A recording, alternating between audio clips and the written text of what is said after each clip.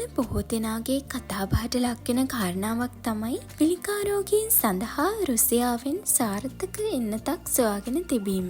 ලෝකයේ සියලුම මිනිසුන් සතුටු වෙන කාරණාවක් බවට මේ පත් වුණා.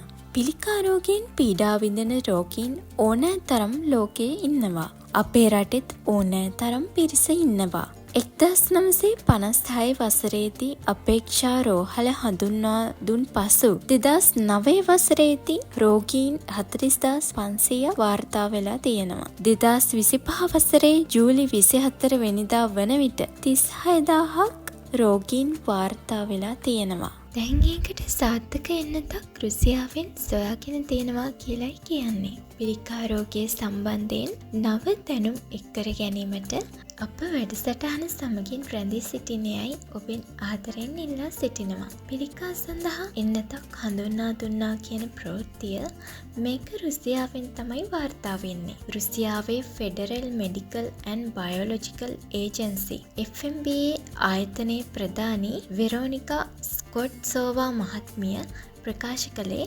පිළිකා සඳහා සාර්ථක එන්නතක් සොයාගත්තා කියන කාරණය. මේකේ නම තමයි එන්ටරොමික්ස්.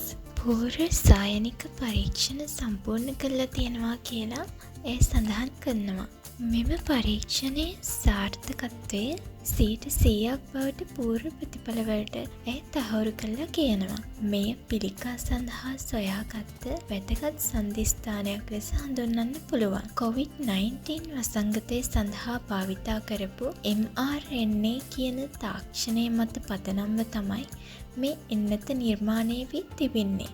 මේකේ තියෙන විශේෂත්වයක් තමයි නවීන තාක්ෂණයන් එක්ක පදනම්ව මේ එන්නත මගින් ශරීරයේ තිබෙන ප්‍රතිශක්තිකරණය පද්ධතිය පුහුණු කරන්නේ පිළිකා සෛල හඳුනාගෙන ඒවා විතරක් විනාශ වෙන්න.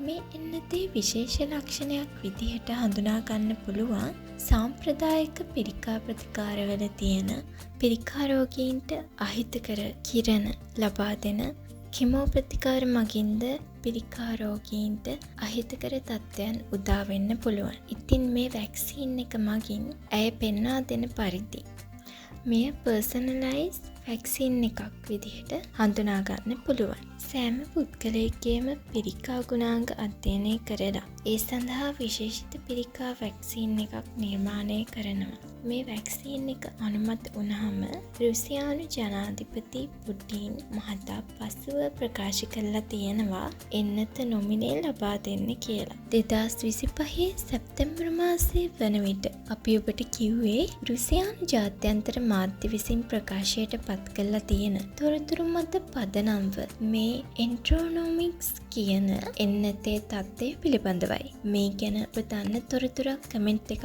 විදිහට ලබා දෙන්න අමතක කරන්න එපා. අදට ඔබෙන් සමුගන්නවා මෙවැනි වූ වටිනා හරවත් දැනුම් සම්භාරයක් සමගින් නැවතත් ඔබව හමුවීම බලාපොරොත්තු වෙන අදට ඔබෙන් සමුගන්නවා. Voice Against Cancer ඉස්තෙල් නාලිකාව හා ඔබත් අදම සම්බන්ධ වී මෙවැනි වූ හරවත් දේවල් කර ගැනීමට ඉදිරියටත් එකතු වෙන්න කියලා ආරාධනා කරනවා.